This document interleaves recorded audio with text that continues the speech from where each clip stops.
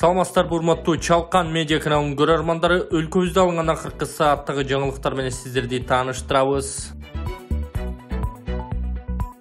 Маданият, искусство жана спорт чөйрөсүнө 673 миллион сом бөлүндү. Маданият, искусство жана спорт чөйрөсүнө өлкө бюджетинен 673 миллион 515 миң сом бөлүндү. Бул тууралуу президенттин маалымат кызматы билдирди. Тийиштүү жарлыкка өлкө башчы Садыр Жапаров кол койгон. Бөлүнгөн акча маданият чөйрөсүн рыноктук шарттарга адаптациялоого багытталат деп айтылат маалыматта. 2022 жылдын апрелинде маданият тармагынын кызматкерлеринин эмгек маянасы дээрлик 100%га көбөйтүлгөнүн эске салды. Эгер сиз курулуш баштасаңыз, ичпеген, колу тутпаган мыкты ширетүүчүнү тааныштардан издөөнүн кажети жок. Ширетүүчүнү ширетменден издеңиз. Бул үчүн такси чакырганда эле телефонуңуз аркылуу App Store же Google Play'ден ширетмен тиркемесине катталасыз. Анан ширетменде тизилип турган миңдеген ширетүүчүнү рейтингине карап жалдайсыз. Ширетменде ар бир ширетүүчүнүн анкетасы, кылган иштери жана сүрөттөрү чек-чейип билинип турат. Ширетмен менен ишиңиз бат жана сапаттуу бүтөт. Тиркеме бардык аймактарда иштейт. Алматыдан Бишкекке аба каттамдарды көбөйтүү пландалууда. Алматыдан Бишкекке туруктуу аба каттамдарды көбөйтүү пландалууда. Бул тууралуу Манас эл аралык аэропортунун басма сөз кызматы маалымдады. Маалыматка ылайык, быйылкы жылдын 11-сентябрынан тарта Казакстандык Казак Air авиакомпаниясы Алматы-Бишкек Алматы багыты боюнча биринчи үзгүлтүксүз аба каттамын ачып, муну менен Алматыдан Бишкекке каттамдардын санын көбөйтүүнү максат кылууда. Учуулар ыңгайлуу учак менен жумасына 3 жолу дүйшөмбү, шаршемби жана жума күндөрү аткарылат. Жаңы окуу жылынын каникул күндөрү аныкталды. Кезектеги окуу жылы 1-сентябрда башталып, келерки жылдын 25-майында аяктайт. Бул тууралуу буйрук кабыл алынганын 16-августта Билим берүү жана Илим министрлиги билдирди. Жалпы билим берүү уюмдары үчүн 2023-2024 окуу жылынын базистик окуу пландарын бекитүү жөнүндө буйрук түрүнө жана менчигине карабастан өлкөдөгү бардык жалпы билим берүү уюмдарына тийиштүү экени белгиленди. Ага ылайык мектеп каникулдарынын графиги да бекитилди. Күзгө эс алууда окуучулар 6-13 ноябрда болушат. Кышкы каникул 1-январдан 14 январы күндөргө туура келет.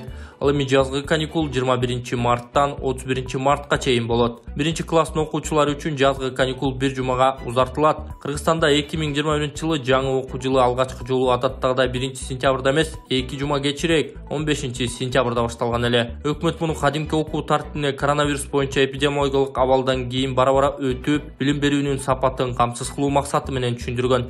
2022 жылы мурдагыдай тартипте 1-сентябрда башталган. Расмий маалымат боюнча Кыргызстанда мектептердин саны 2,5 миң, окуучулар 1,5 миллионго чамалады. Жакында өлкөдө билим берүү жөнүндө жаңы мыйзам иштей баштады. Анын авторлору негизги жаңылык катары балабакча ачуу жеңилдеп, мектептерди текшерүү жана мугалимдердин кагаз толтурмай түйшүгү азая турганын, ваучер системасы кирээрин, мектептеги аккредитация жоюларын, бюджеттик акча баланын санына жараша бөлүнүшү керек болоорун, ошондо сапат жогорулай турганын айтышкан. Кыргызстандагы энергетикалык коопсуздукту алдын алуу максатында өзгөчө кырдаал режими кабыл алынып, президент атайын жарлык чыгарды. Бул жарлык элди күйшөлтпөө үчүн, тескерисинче жашыл экономиканы көтөрүп, шамал, күн нурунан электр кубаттуулугун алуучу станцияларды, чакан ГЭСтерди куруп, өлкөгө инвесторлорду тартуу максатын көздөйт.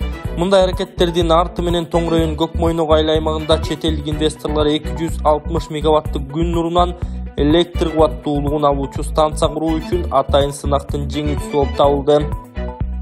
Өзгөчө кырдаал режимин Кыргыз Республиканын президентинин жарлыгы менен жарыялоону сунуштайт.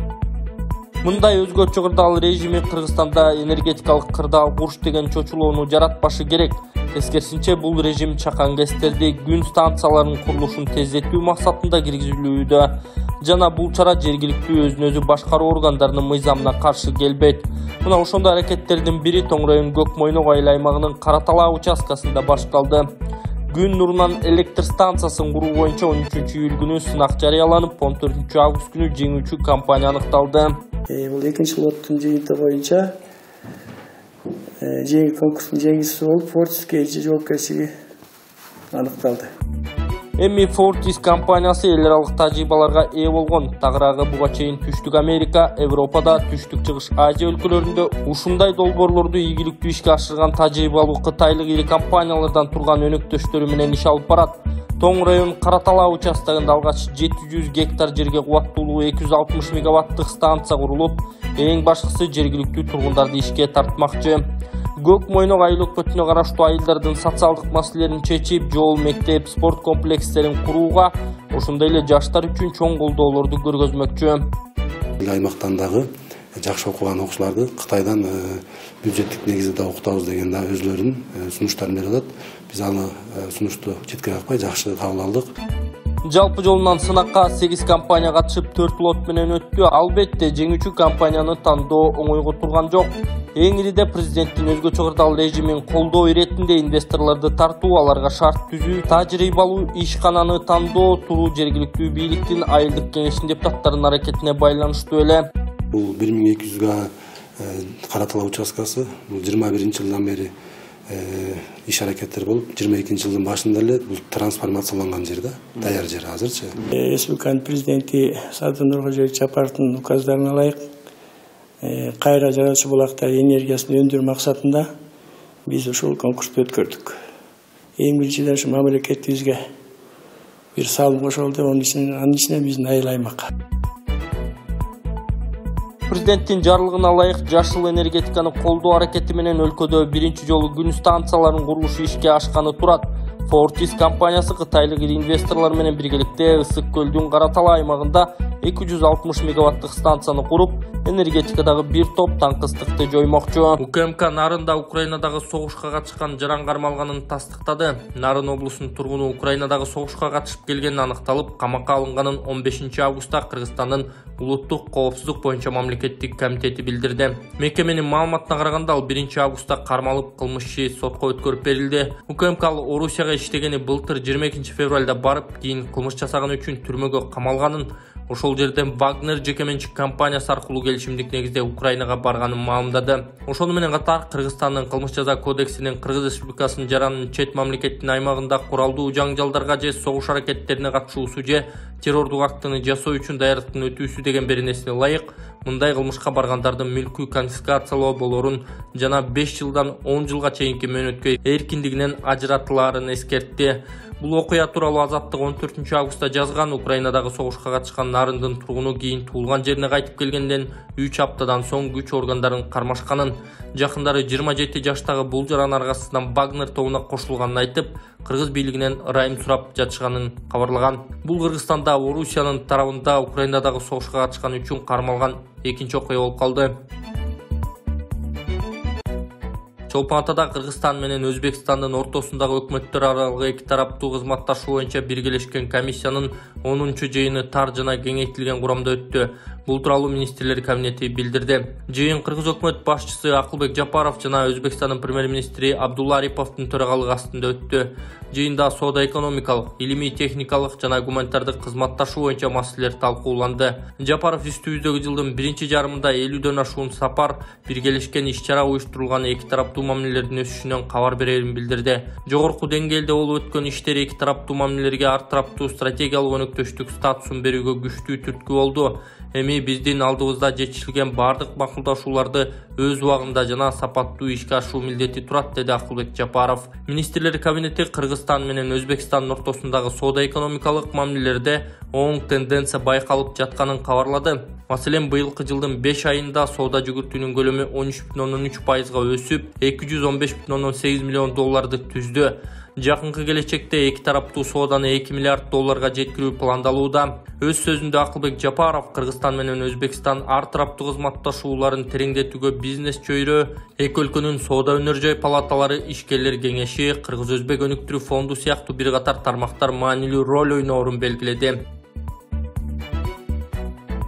Гавайидеги ири өрттөн 89 адам каза болду. Гавайидеги токой өртүнөн улам 89 адам курман болду. Бул тууралуу РИА Новости NBS News телеканалына шилтеме кылып жазды. Буга чейин Мауи округунун бийлиги ири өрттүн кесепетинен 80 киши каза тапканын билдирген. Шейшембиден бери Мауидеги өрттөн улам көз жумгандардын саны 89га жетти деп Гавайи аралдарынын губернатору Джош Грин билдиргенин телеканал кабарлады. Анын айтымында көз жумгандардын саны өсөт. Телеканал өрт акышынын тарыхындагы эң көп адам өмүрүн алган окуя экенин белгиледи. Мурдагы рекорд 2018-жылы Калифорнияда болгон өрттөн кийин коюлган. Анда 85 киши көз жумган. Мауи аралдарындагы өрт катуу ысыктан улам чыгып, Дора бороону аны жайылткан. Өрттүн кээ бир очогу 400 гектарга чейин жетет. Өрт бир нече калктуу конушту жана туристтер сүйгөн Лахайна шаарын жок кылган. Шалаакылык кимден кетти? Төрөттө Ымыркайдын акыреги сынган окуянын чоо жайы. Караколдогу төрөт үйүндө жаңы төрөлгөн Ымыркайдын акыреги сынып, мээсине кан уюп калган. Бул туурасында наристенин атасы Аман Кыдыралиев Спутник Кыргызстанга билдирди. Ал дарыгерлерди шалаакылыкка айыптап, жазага тартууну талап кылып президентке кайрылды. Учурда келинчегинин да, Ымыркайынын да абалы өтө оор экени айтылууда. Келинчегимди операция менен төрөтүү алдын ала пландалган. 13 августка караган түнү саат 4:00 чамасында толгоосу башталыптыр. Бирок дарыгерлер карабай койгон.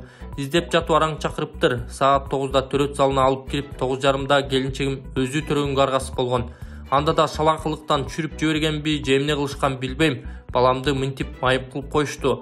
УЗИден баарын жакшы көрсөтүп жаткан, деди атасы. Өз кезегинде Саламаттыкты сактоо министрлиги комиссия жөнөтүлүп кызматтык иликтөө башталганын билдирди. Бул окуя боюнча Ысык көл бириккен ооруканасынын төрөт бөлүмүнүн башчысынын орун басары Рыскан Алдашова жооп берип, ал күнү төрөт көп болгонуна байланыштуу келин жакшы каралбай калганын айткан. Орус Кыргыз өнүктүрүү фондунун колдоосу менен Караколдо 660 орундуу заманбап мектеп курулат. Россия Кыргыз өнүктүрүү фондунун колдоосу менен Караколдо жаңы заманбап мектеп курулат. Ал Москва мамлекеттик университетинин колдоосунда болоорун фонддун маалымат кызматы билдирди. Долбоорду ишке ашырууга фонд $1,5 миллион бөлүп берет. Окуу жай 660 орунга ылайыкташкан. Мында окуучулар заманбап технологиялар колдонулган эң мыкты дүйнөлүк стандарт менен билим алышат. Мугалимдердин 75% россиялык мугалимдер чет өлкөдө долбоор аркылуу келип, табигый техникалык сабактардан берет. Мектеп ушул сентябрда окуучуларга ишигин ачары күтүлүүдө. Ал эскилиги жетип 220 жылдан бери ээн турган мурдагы техникумдун ордуна жайгашат. Ысык көлдүк балдар эми сапаттуу билим үчүн борборго барып, убара болбойт. Аны Караколдо эле алууга мүмкүнчүлүк түзүлөт, деди мектептин негиздөөчүсү Нурия Турдакунова. Орус Кыргыз өнүктүрүү фондунун төрагасы Артем Новиков учурда фонддун жардамы менен өлкөдө 7 мектеп курулуп жатканын айткан. Баарына билим берүү системасындагы заманбап стандарттарды киргизүү каралууда. Кыргызстандык жөөгүлүктөр Венгрияда өтө турган дүйнө чемпионатына катышат. Кыргызстандык спортчулар жеңил атлетика боюнча дүйнө чемпионатына катышат. Бул тууралуу Маданият, маалымат, спорт жана жаштар саясаты министрлиги билдирди. Маалыматка ылайык, турнир 19 августтан 27 августка чейин Венгриянын Будапешт шаарында өтөт. Жеңил атлетика боюнча дүйнө чемпионатына Кыргызстандын курамасынын жөөгүлүктөрү Тимур Исаков менен Гүлшанай Сатарова барат. Спортчуларды машыктыруучу Андрей Полубабкин коштоп бармакчы.